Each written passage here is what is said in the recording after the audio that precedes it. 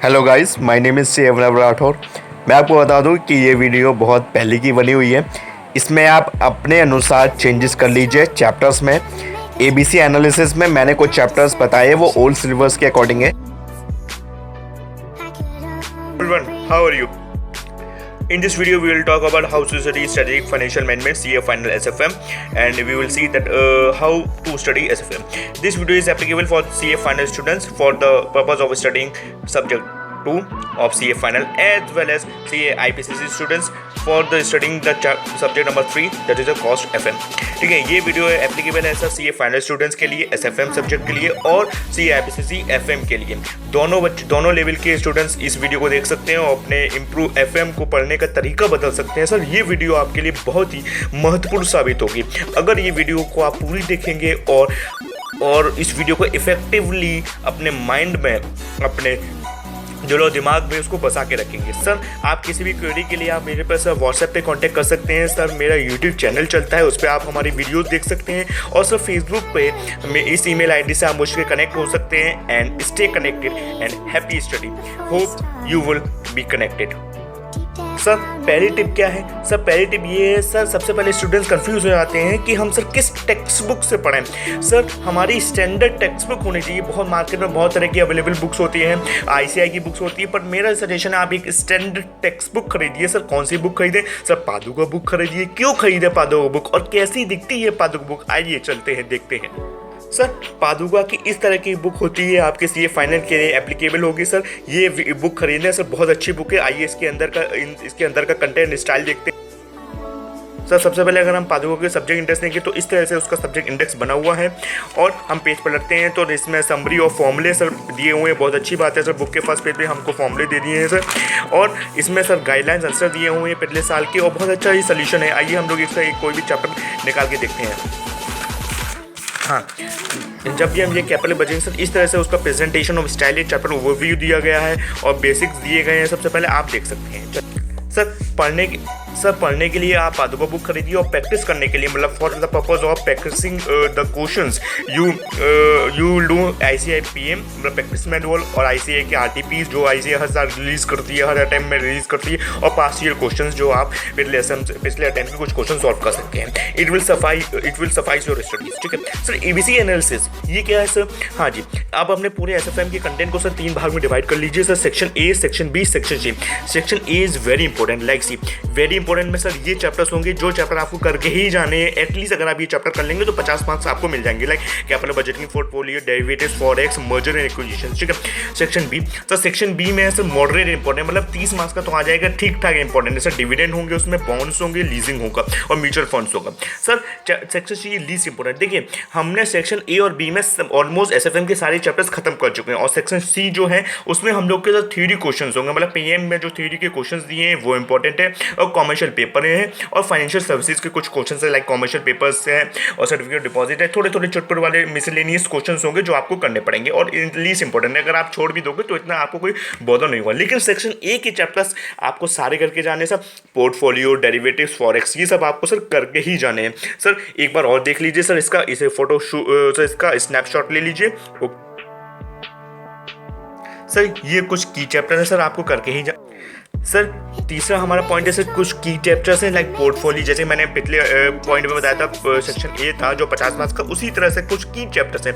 Portfolio है sir, forex है, derivatives है, मर्जर एंड एक्विजिशंस है, कैपिटल बजटिंग, लीजिंग है। सर ये चैप्टर्स अगर आप if you do this chapters only with 100% effectiveness, then you can easily score 50 to 60 marks and even more. मगर अब अगर आप ये चैप्टर्स करके जाओगे ना तो आपको एग्जामिनेशन में सिर्फ 50 से 60 मार्क्स तो मिलेंगे, ये शायद उससे ज़्यादा भी मिल जाए, लेकिन 50 तो मिलेंगे। सर ये अगर 6 चैप्टर जो हैं, ये 6 चैप्टर से ऑलमोस्ट 50 से 60 मार्क्स का आता है हर अटेम्प्ट में। आप पिछले अटेम्प्ट का ही क्वेश्चन पेपर देख सकते हैं। सर SFM को पढ़ें किस तरीके से?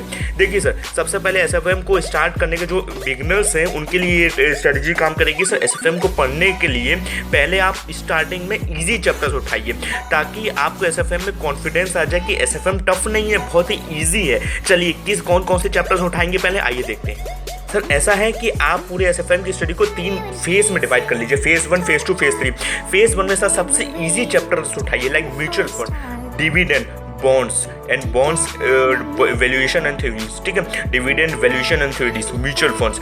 इसकी जो ये 3 चैप्टर्स एसएफएम के सबसे ईजी है, जो सबसे स्कोरिंग चैप्टर्स है, मतलब आप 20 से 25 मार्क्स इनमें से आई गई और सबसे इजी चैप्टर है। तो एक फेज में आप पहले फेज में ये निपटा लीजिए, दूसरे फेज में सर मॉडरेट इम्पोर्ट ले लीजिए, सर लीजिंग ले लीजिए, मर्जर एक्विजिशन ले लीजिए, सर कैपिटल बजटिंग ले लीजिए, ठीक है। तीसरा फेज हो गया सर पोर्टफोलियो फॉरेक्स डेरिवेटिव्स, मतलब आप पूरी एसएफएम को 3 फेजेस में बांट सकते हैं।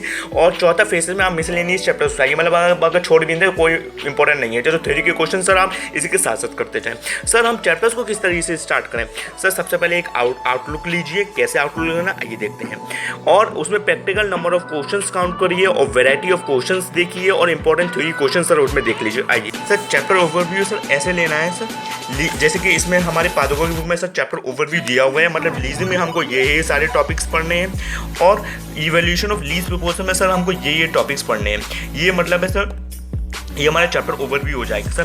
Total number of practical questions और total number of theory questions count कर लीजिए। लाइक जैसे कि मैंने लिखा हुआ सर, थ्योरी के क्वेश्चन जो लीजिंग में है वो 14 हैं, प्रैक्टिकल के 23 क्वेश्चंस हैं और जितने हम कर चुके हैं उसको आप देख लीजिए। सर हाईली वेटेड क्वेश्चंस को जो जिसमें अगर आपकी पादुका बुक कर रहे हो तो उसमें हर क्वेश्चंस के आगे सर लास्ट ईयर का अटेम्प्ट नंबर लिखा होगा और हाईली वेटेड क्वेश्चन है उसको जरूर कीजिए। सर 2 पेजेस अपने चैप्टर्स के आगे लगा लीजिए अपने नोट्स के लिए और पीएम के क्वेश्चन सर सॉल्व कीजिए और किसी भी वैरायटी ऑफ क्वेश्चन को सर अंडर एस्टिमेट मत करिए। सर आप देख सकते हैं पादुका की बुक में हमें ये चैप्टर जो है वो मर्जर एंड एक्विजिशन है। देखिए हर क्वेश्चन के आके इस तरह से मई 10 या नवंबर 15 लिखा होगा, जिसमें सबसे ज़्यादा लिखे होंगे वो हाईली वेटेड क्वेश्चन है और अपने हिसाब से आप मार्क्स भी अपने असाइन कर सकते हैं कि 12 मार्क्स का क्वेश्चन हो सकता है और इसी तरह से आपको करना है। और सर एक और बात, सर हर चैप्टर्स में सर वैरायटी ऑफ क्वेश्चंस होते हैं, जैसे कि मैंने जो है प्रैक्टिकल मर्जर एंड एक्विजिशन जो ये चैप्टर है उसमें वैरायटी ऑफ क्वेश्चंस इतने तरीके, मतलब आप अगर आप प्रैक्टिकल क्वेश्चंस देखेंगे तो सर 12 वैरायटी ऑफ क्वेश्चंस मिलेंगे आपको। ऐसे तरीके से आप 2 पेजेस स्टिक कर लीजिए अगर आप में जगह नहीं है। जैसे कि मैं आपको दिखाता हूँ सर, मैंने इस तरह से पेज स्टिक किया हुआ है, जगह हर चैप्टर के आगे मैं ऐसे पेज स्टिक कर लेता हूँ और ऐसे पेज स्टिक कर लेता हूँ, तो ये पेज बहुत अच्छी स्टिक करना अच्छी बात है। आइए हाँ मैं आपको दिखाता हूँ, ठीक है।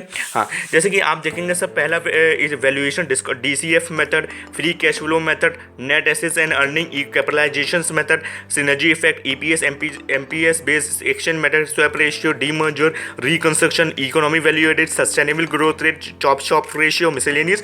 इस वैरायटी के सर 5 क्वेश्चन है, इस वैरायटी के 4 क्वेश्चन है, इस वैरायटी के सर 6 क्वेश्चन। इसी तरह से आपको करना है। सर ये कहाँ से मिलेगा हमको? बेटा जी ये कोई मैंने अपने मन से नहीं बनाया है, ये आपके हर बुक में दिया हुआ है। लाइक जैसे कि यहाँ से आपके प्रैक्टिकल क्वेश्चन ये पदों में स्टार्ट हो, ये देखिए हर पादुका में जो है सेग्रीगेशन ऑफ चैप्टर बहुत अच्छा दिया हुआ है सर। इसी तरह से आपको मिलेगी sir value based on DCM method, इसके सर वैरायटी ऑफ क्वेश्चन मिलेंगे।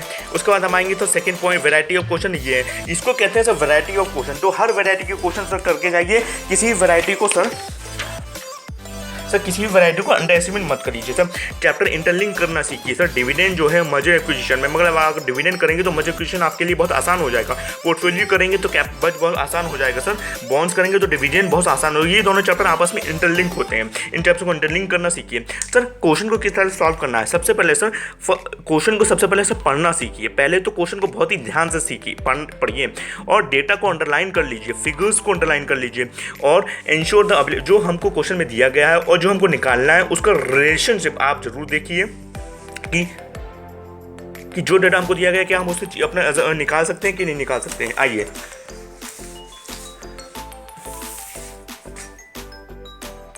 Make sure you are doing to fulfil the requirement, कि आप अब ये आपको श्योर कर लीजिए कि आप जो है क्वेश्चन को रिक्वायरमेंट की ओर जा रहे हैं कि नहीं जा रहे हैं। क्वेश्चन की रिक्वायरमेंट से उधर उधर मत भागिए, केवल क्वेश्चन को आपका मेन ऑब्जेक्टिव है सर क्वेश्चन को रिक्वायरमेंट फुल करना।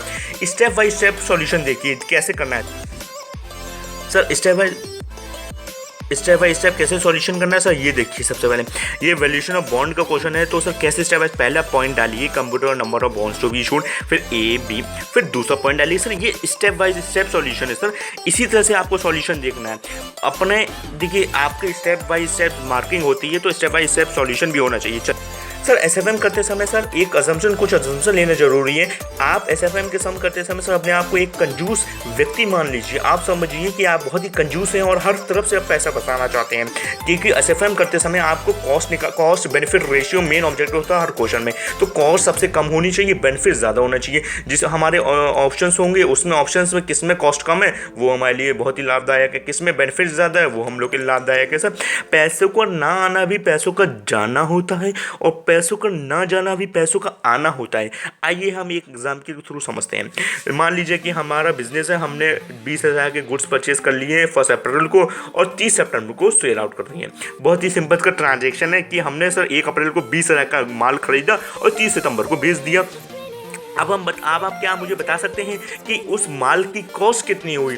अरे सर क्या ऐसा सवाल करते हैं, ये तो केजी का बच्चा भी बचा ले। सर उस माल का जो हमने गुड्स खरीदी उसकी कीमत 20,000 है। नहीं जी नहीं, 20,000 नहीं है। क्यों नहीं है? मैंने कहा सर इफेक्टिव कॉस्ट बताइए, आपने तो ग्रॉस कॉस्ट बता दिया। कैसे? सर यही तो डिफरेंस होता है कि एक बीकॉम करने वाले बच्चे का और एक सीए करने वाले बच्चे का क्या आईक्यू लेवल है।